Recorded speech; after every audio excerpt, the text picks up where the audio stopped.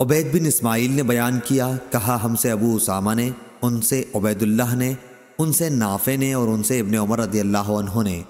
اور عبید اللہ ابن عمر نے یہی روایت قاسم بن محمد سے، اور انہوں نے عائشہ رضی اللہ عنہا سے کہ بلال رضی اللہ عنہ کچھ رات رہے سے اذان دے دیا کرتے تھے، اس لیے رسول اللہ صلی اللہ علیہ وسلم نے فرمایا کہ جب تک ابن مکتوم رضی اللہ عنہ اذان نہ دیں تم کھاتے پیتے رہو، کیونکہ وہ صبح صادق کے طلوع سے پہلے اذان نہیں دیتے۔ قاسم نے بیان کیا کہ دونوں بلال اور ام مکتوم رضی اللہ عنہ کی اذان کے درمیان صرف اتنا فاصلہ ہوتا تھا کہ ایک چڑھے تو دوسرے اترتے۔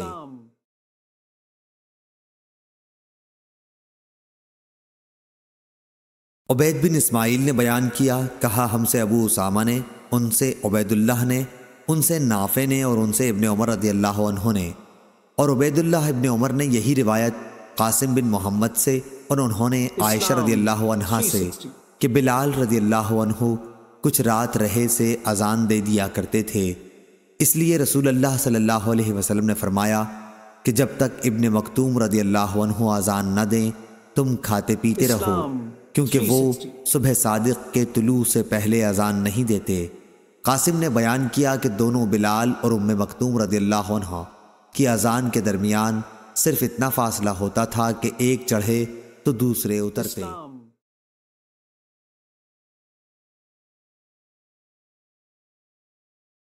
سہل بن سعد رضی اللہ عنہ نے بیان کیا کہ میں سحری اپنے گھر کھاتا، پھر جلدی کرتا تاکہ نماز نبی کریم صلی اللہ علیہ وسلم کے ساتھ مل جائے۔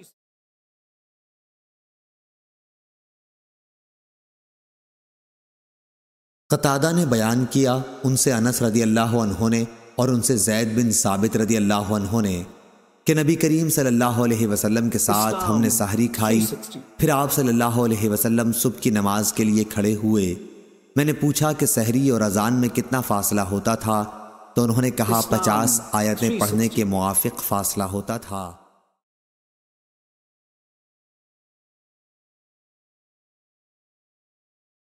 موسیٰ بن اسماعیل نے بیان کیا، کہا ہم سے جویریہ نے، ان سے نافع نے، اور ان سے عبداللہ بن عمر رضی اللہ عنہ نے کہ نبی کریم صلی اللہ علیہ وسلم نے صوم وصال رکھا تو صحابہ رضی اللہ عنہم نے بھی رکھا، لیکن صحابہ رضی اللہ عنہم کے لیے دشواری ہو گئی، اس لیے آپ صلی اللہ علیہ وسلم نے اس سے منع فرما دیا۔ صحابہ رضی اللہ عنہم نے اس پر عرض کی کہ آپ صلی اللہ علیہ وسلم تو صوم وصال رکھتے ہیں۔ حضرت صلی اللہ علیہ وسلم نے فرمایا، میں تمہاری طرح نہیں ہوں، میں تو برابر کھلایا اور پلایا جاتا ہوں۔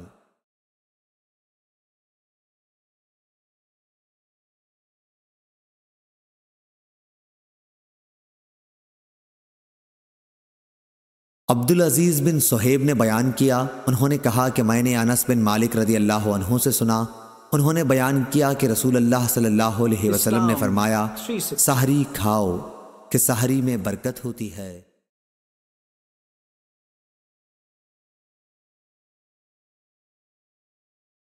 یزید بن ابی عبید نے بیان کیا، ان سے سلمہ بن اکوع نے کہ نبی کریم صلی اللہ علیہ وسلم نے عاشورہ کے دن ایک شخص کو یہ اعلان کرنے کے لیے بھیجا کہ جس نے کھانا کھا لیا ہے وہ اب دن ڈوبنے تک روزے کی حالت میں پورا کرے،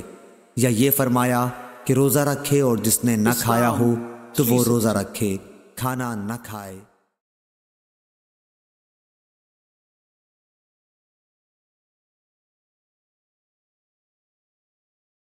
ابو بکر بن عبد الرحمن بن حارث بن ہشام بن مغیرہ کے غلام سمی نے بیان کیا، انہوں نے ابو بکر بن عبد الرحمن سے سنا، انہوں نے بیان کیا کہ میں اپنے باپ کے ساتھ عائشہ اور ام سلمہ رضی اللہ عنہا کی خدمت میں حاضر ہوا۔ دوسری سند امام بخاری رحمہ اللہ نے کہا کہ اور ہم سے ابو الیمان نے بیان کیا، کہا کہ ہم کو شعیب نے خبر دی، انہیں زہری نے، انہوں نے بیان کیا کہ مجھے ابو بکر بن عبد الرحمن بن حارث بن ہشام نے خبر دی، انہیں ان کے والد عبد الرحمن نے خبر دی، انہیں مروان نے خبر دی، اور انہیں عائشہ اور ام سلمہ رضی اللہ عنہا نے خبر دی کہ بعض مرتبہ فجر ہوتی تو رسول اللہ صلی اللہ علیہ وسلم اپنے اہل کے ساتھ جنبی ہوتے تھے، پھر آپ غسل کرتے اور آپ روزے سے ہوتے تھے۔ اور مروان بن حکم نے عبد الرحمن بن حارث سے کہا میں تمہیں اللہ کی قسم دیتا ہوں ابو ہریرہ رضی اللہ عنہ کو تم یہ حدیث صاف صاف سنا دو، کیونکہ ابو ہریرہ رضی اللہ عنہ کا فتویٰ اس کے خلاف تھا۔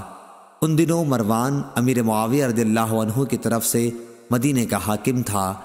ابو بکر نے کہا کہ عبد الرحمن نے اس بات کو پسند نہیں کیا۔ اتفاق سے ہم سب ایک مرتبہ ذوالحلیفہ میں جمع ہو گئے۔ ابو ہریرہ رضی اللہ عنہ کی وہاں کوئی زمین تھی۔ عبد الرحمن نے ان سے کہا کہ آپ سے ایک بات کہوں گا، اور اگر مروان نے اس کی مجھے قسم نہ دی ہوتی میں کبھی آپ کے سامنے اسے نہ چھیڑتا۔ پھر انہوں نے عائشہ اور ام سلمہ رضی اللہ عنہا کی حدیث ذکر کی۔ ابو ہریرہ رضی اللہ عنہ نے کہا میں کیا کروں؟ کہا کہ فضل بن عباس رضی اللہ عنہ نے یہ حدیث بیان کی تھی، اور وہ زیادہ جاننے والے ہیں کہ ہمیں حمام اور عبداللہ بن عمر رضی اللہ عنہ کے صاحبزادے نے ابو ہریرہ رضی اللہ عنہ سے بیان کیا کہ نبی کریم صلی اللہ علیہ وسلم ایسے شخص کو جو صبح کے وقت جنبی ہونے کی حالت میں اٹھا ہو افطار کا حکم دیتے تھے، لیکن حضرت عائشہ رضی اللہ عنہا اور ام سلمہ رضی اللہ عنہا کی یہ روایت زیادہ معتبر ہے۔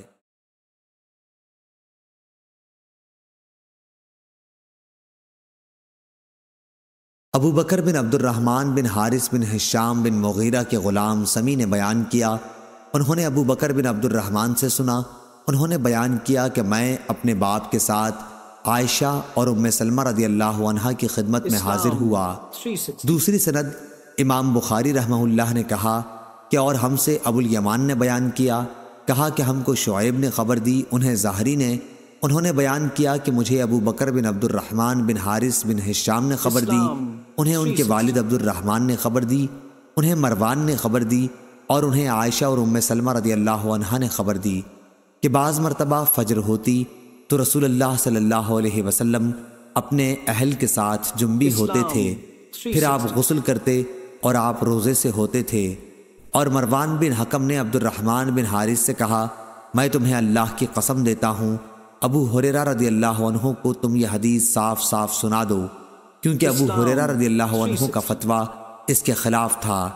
ان دنوں مروان امیر معاویہ رضی اللہ عنہ کی طرف سے مدینے کا حاکم تھا۔ ابو بکر نے کہا کہ عبد الرحمن نے اس بات کو پسند نہیں کیا۔ اتفاق سے ہم سب ایک مرتبہ ذوالحلیفہ میں جمع ہو گئے۔ ابو ہریرہ رضی اللہ عنہ کی وہاں کوئی زمین تھی۔ عبد الرحمن نے ان سے کہا کہ آپ سے ایک بات کہوں گا، اور اگر مروان نے اس کی مجھے قسم نہ دی ہوتی میں کبھی آپ کے سامنے اسے نہ چھیڑتا۔ پھر انہوں نے عائشہ اور ام سلمہ رضی اللہ عنہا کی حدیث ذکر کی۔ ابو ہریرہ رضی اللہ عنہ نے کہا میں کیا کروں؟ کہا کہ فضل بن عباس رضی اللہ عنہ نے یہ حدیث بیان کی تھی، اور وہ زیادہ جاننے والے ہیں کہ ہمیں حمام اور عبداللہ بن عمر رضی اللہ عنہ کے صاحبزادے نے ابو ہریرہ رضی اللہ عنہ سے بیان کیا کہ نبی کریم صلی اللہ علیہ وسلم ایسے شخص کو جو صبح کے وقت جنبی ہونے کی حالت میں اٹھا ہو افطار کا حکم دیتے تھے، لیکن حضرت عائشہ رضی اللہ عنہا اور ام سلمہ رضی اللہ عنہا کی یہ روایت زیادہ معتبر ہے۔ صحیح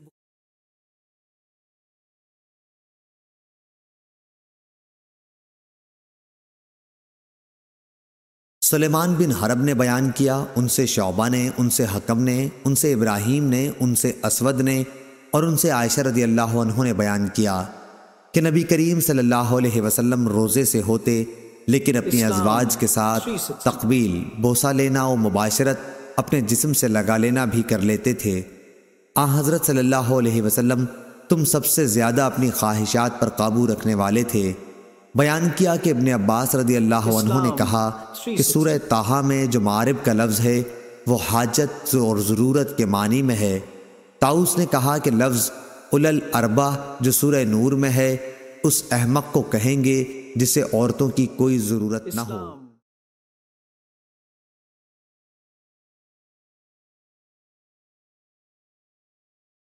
عروہ نے خبر دی اور انہیں عائشہ رضی اللہ عنہا نے نبی کریم صلی اللہ علیہ وسلم کے حوالے سے۔ دوسری سند امام بخاری نے کہا کہ اور ہم سے عبداللہ بن مسلمہ نے بیان کیا، ان سے امام مالک رحمہ اللہ نے، ان سے ہشام بن عروہ نے، ان سے ان کے باپ نے، اور ان سے عائشہ رضی اللہ عنہا نے بیان کیا کہ رسول اللہ صلی اللہ علیہ وسلم اپنی بعض ازواج کا روزے دار ہونے کے باوجود بوسہ لے لیا کرتے تھے، پھر آپ ہنسی۔